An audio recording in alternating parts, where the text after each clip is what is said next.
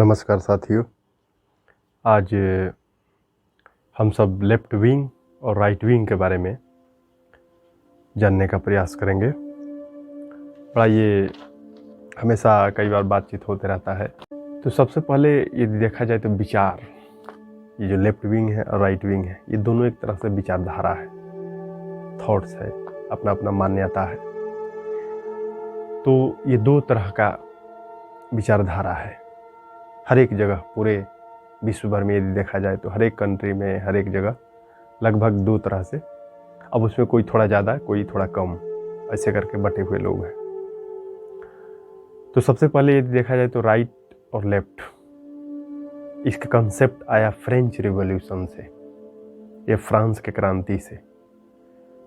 1789 ईस्वी में फ्रांस की क्रांति हुई और उसमें जब वहाँ के जो राजा था, तो जब वहाँ असेंबली का बैठक हुई तो उसमें एक पक्ष वो थे, असेंबली में एक पक्ष के मेंबर वो थे जो राजा को नहीं चाहते थे, जो राज सत्ता था जो शुरू से जैसे चलते आ रहा था उसको चेंज करना चाह रहे थे, और दूसरा वो थे जो चेंज नहीं करना चाह रहे थे।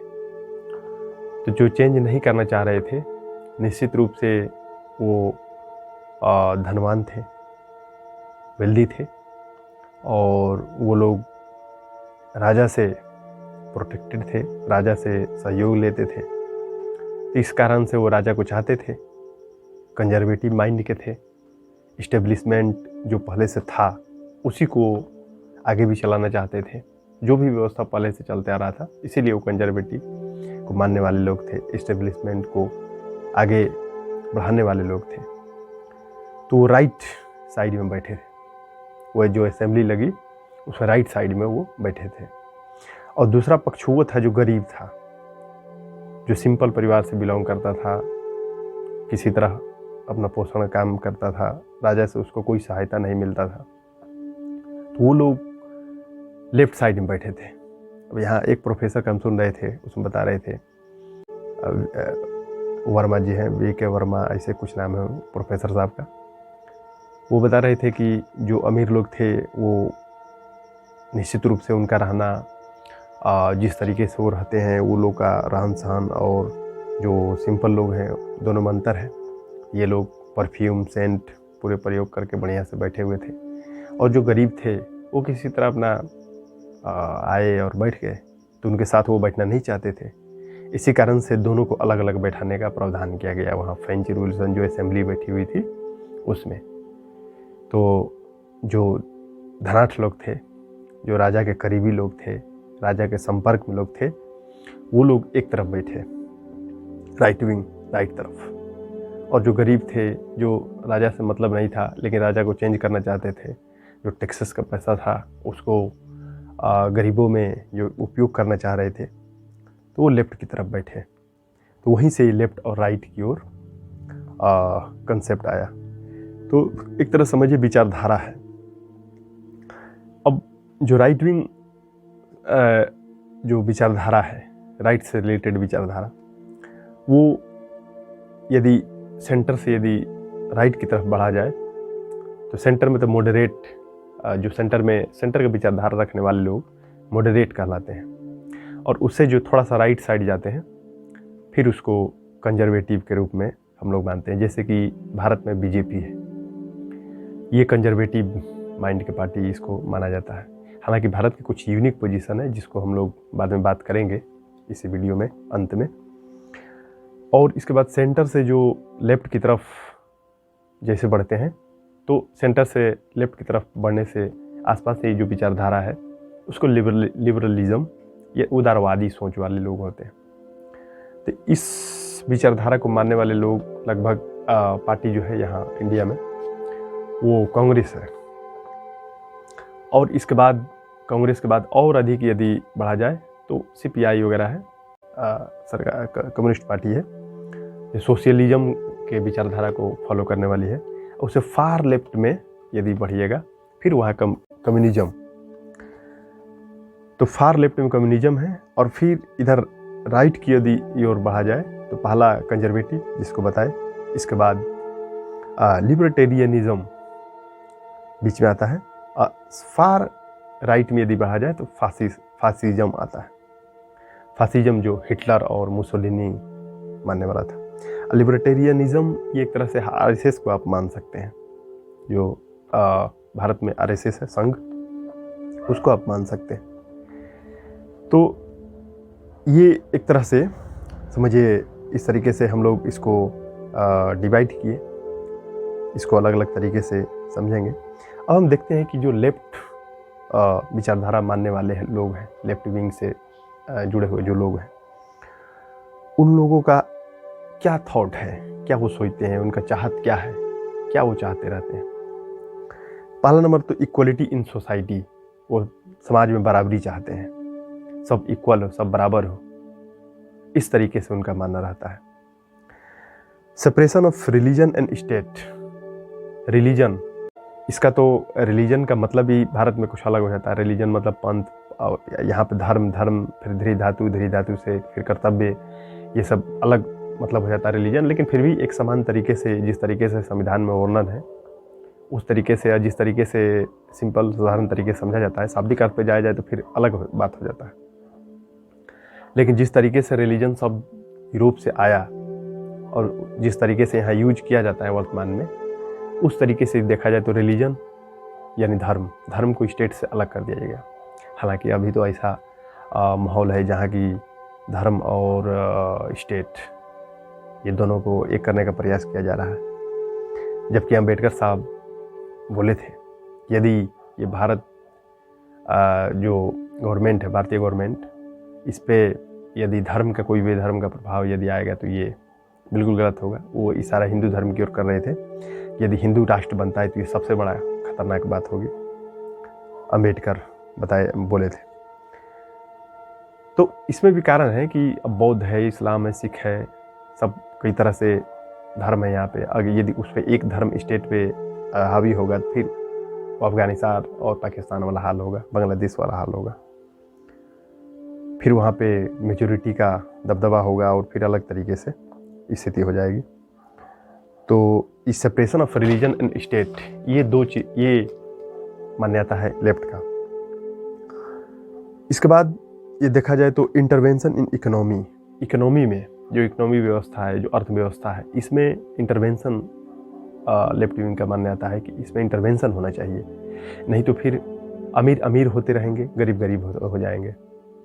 इंटरवेंशन का मतलब कि जैसे कि जो भी अर्थव्यवस्था आगे बढ़ता है, जो भी व्यवस्था बना है, उस पर यदि सरकार का कंट्रोल रहता है तो उस पर एक तरह से वेलफेयर स्टेट का पॉलिसी उस पर अपनाया जाता है, और सरकार के कंट्रोल से जो अर्थव्यवस्था है उसमें जो पैसे वाले लोग हैं, उससे फिर जो गरीब लोग हैं उस पर भी खर्च किया जाता है।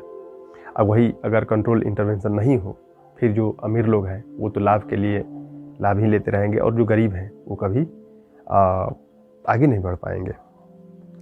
तो इस तरीके से गवर्नमेंट इंटरवेंशन को कंपलसरी माना। वेलफेयर स्टेट के जो फंडा है इस चीज़ को लेफ्ट मानता है। Protectionism, anti free trade. अब यहाँ पे जो लेफ्ट का मानना है कि जो कोई भी कंट्री है, उसके कंट्री के अंदर जो ट्रेड हो रहा है, व्यापार हो रहा है, उसको प्रोटेक्शन चाहिए गवर्नमेंट की तरफ से, नहीं तो फिर बाहरी जो कंपनियां हैं वो जो कंट्री के अंदर कंपनी है उसको मार देगी। तो इसीलिए यहाँ पे प्रोटेक्शन का चाहती है left. Progressive views and in matter like same sex marriage, abortion, emigration against death penalty. अब देखिए यहाँ प्रोग्रेसिव व्यूज रहता है लेफ्ट विंग के लिए। ये अबॉर्शन को राइट विंग जो है वो गलत मानते हैं, और ये सही मानते हैं। अबॉर्शन, यदि किसी स्त्री को इच्छा नहीं है अबॉर्शन कराने का तो वो नहीं कराएगी। यदि किसी की इच्छा है अबॉर्शन कराने का तो वो अबॉर्शन कराएगी। इस विचारधारा पे, इस पे जो लेफ्ट का मानना है ये बिल्कुल मानता है कि अबॉर्शन होना चाहिए, ये बिल्कुल स्त्री का हक है, लेकिन राइट विंग इस पर अलग थॉट रखता है। इमिग्रेशन यानी जो कंट्री है, वहाँ का जो संस्कृति है, वहाँ का जो कल्चर, जो भी वहाँ का व्यवस्था है, उसको बचाना चाहता है हमेशा। इसलिए वो हमेशा इमिग्रेशन यानी बाहरी लोग वहाँ आने से रोकता है। वो नहीं चाहता बाहरी लोग वहाँ आए। जैसे कि अमेरिका में ट्रम्प थे, वो राइट विंग थे, इमिग्रेशन पे हमेशा कड़ा नियम लगाने का प्रयास करते थे, अगेंस्ट डेथ पेनाल्टी। और ये जो जो लेफ्ट विंग विचारधारा से जुड़े हुए जो लोग हैं, ये डेथ पेनाल्टी को बुरा मानते हैं और ये मानते हैं इस पे ये हल्का सज़ा होना चाहिए, हल्का डेथ का जो सज़ा होना चाहिए वो हल्का होना चाहिए। तो इसका एग्जाम्पल ये देखा जाए तो कांग्रेस है। आम आदमी पार्टी जो है, ये कांग्रेस से ज़्यादा थोड़ा लेफ्ट की ओर है, कम्युनिस्ट है। अमेरिका में ये देखा जाए तो डेमोक्रेटिक पार्टी है, यूके में लेबर पार्टी है। इसके बाद फिर राइट जो विंग है, राइट विचारधारा से जुड़े हुए लोग, उसके बारे में हम लोग जानते हैं कि वो उनका क्या सोच रहता है। पहला नंबर तो वो कंजर्वेटिव होते हैं, इसके बाद नेशनलिस्ट होते हैं, राष्ट्रवादी होते हैं, राष्ट्र के प्रति, अपने संस्कृति के प्रति, इसके लिए मतलब कुछ भी करने के लिए तैयार रहते हैं। रिपब्लिकन्स मतलब एक तरह से गणतंत्रात्मक, इनका भी जो व्यवस्था है और जो चली आ रहा राजा महाराजा स्टेट वाला व्यवस्था, वो चाहते हैं। Social conservation and economic liberalism, अब ये लिबरलिज्म चाहते हैं पर इकोनॉमिक रूप से चाहते हैं। वही लेफ्ट की ओर वो इकोनॉमिक लिबरलिज्म नहीं चाहते हैं, वो हमेशा इकोनॉमी पे सरकार का इंटरवेंशन चाहते हैं, लेकिन ये लिबरलिज्म चाहते हैं राइट विंग। और सोशल कंजर्वेशन, सोशल जो सोसाइटी है, समाज, वहाँ पे वो व्यवस्था अपना चाहते हैं। जैसे यदि हिंदू देखा जाए तो हिंदू का जो फंडा है, चार वर्ण जो सिस्टम है, चार वर्ण, ब्राह्मण, क्षत्रिय, वैश्य, शूद्र, तो ये सिस्टम को पक्ष में रहता है, ये सिस्टम ऐसा ही होना चाहिए।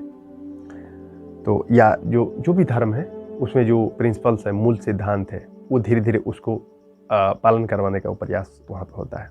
सोशल कंजर्वेशन, जो सिस्टम पहले से बनाया है वो रखना चाहता है, लेकिन इकोनॉमिक लिबरलिज्म चाहता है।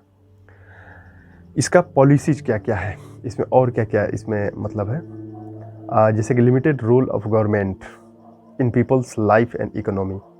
अब यहाँ पे आदमी का जो जीवन है और इकोनॉमी है, उस पर बहुत कम गवर्नमेंट का अंकुश हो। जैसे कि बिहार कहते हैं, भारत में जब 2014 के बाद बीजेपी की पार्टी आई, बहुत हद तक इस चीज़ पे काम हुआ कि सरकार का, मोदी जी का कहना ही है कि लोगों पे कम से कम सरकार का शासन हो, सरकार कम से कम जो पॉलिसीज वगैरह हो, सरकार कम से कम इंटरवेंशन करे, लोग खुद आगे बढ़ें।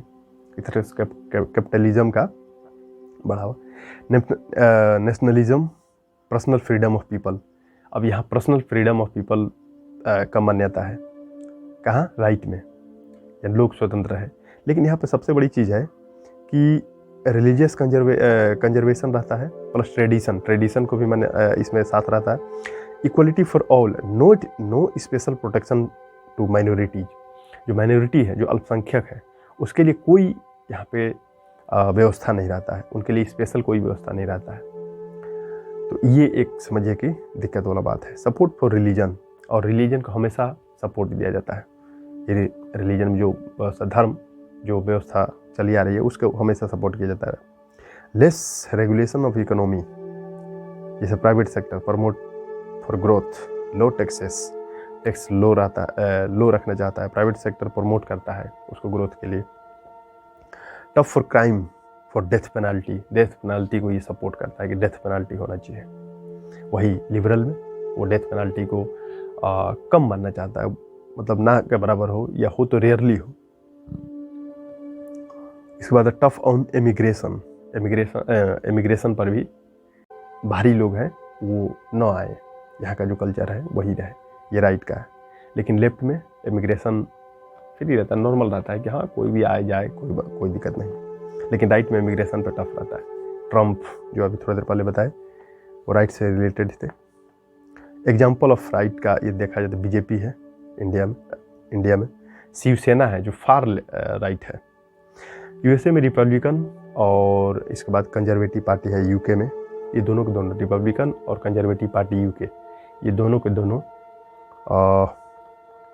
राइट पार्टी है, राइट विंग विचारधारा से जुड़ा हुआ है। सेंटर ये देखा जाए तो जो इसी के आसपास आता है, मिडिल ग्राउंड में, compromise between left and right wing, views moderate, उसको मॉडरेट के रूप में हम लोग समझते हैं। यूनिक पॉलिटिक्स ऑफ इंडिया के लिए स्पेशल यहाँ पे हो जाता है।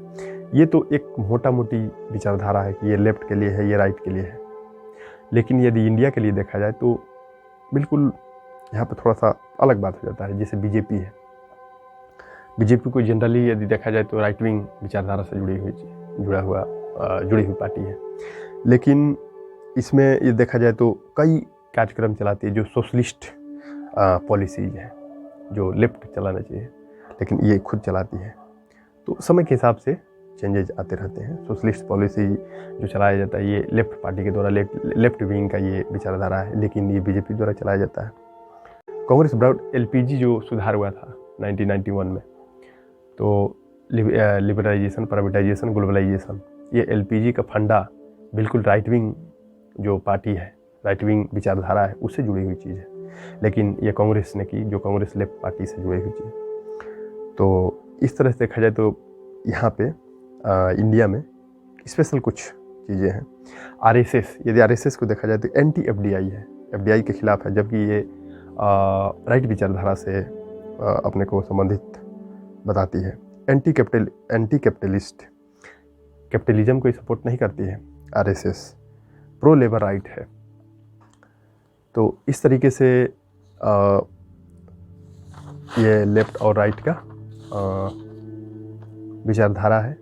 और देखा जाए तो यदि बिहार में, यूपी में देखा जाए तो बीएसपी है, एसपी है, ये सब पार्टी जो है सोशलिज्म के फंडा विचारधारा को मानती है। आरजेडी है बिहार में, जेडीयू है। तो ये सब जो पार्टियां हैं, जो क्षेत्रीय पार्टी हैं, ये सब लेफ्ट को मानती है। लेकिन कोलिशन सरकार जब बनता है, गठबंधन करके जो सरकार बनता है, तो वहाँ पे एक यूनिक संबंध देखने को मिलता है। जैसे बीजेपी और जेडीयू का गठबंधन, बीजेपी राइट विंग और जेडीयू लेफ्ट, दोनों का गठबंधन है। तो ये एक स्पेशल यूनिक चीज़ें हैं। तो समय के हिसाब से जो चेंजेज है विचारधारा में, ये चेंजेज होते रहते हैं।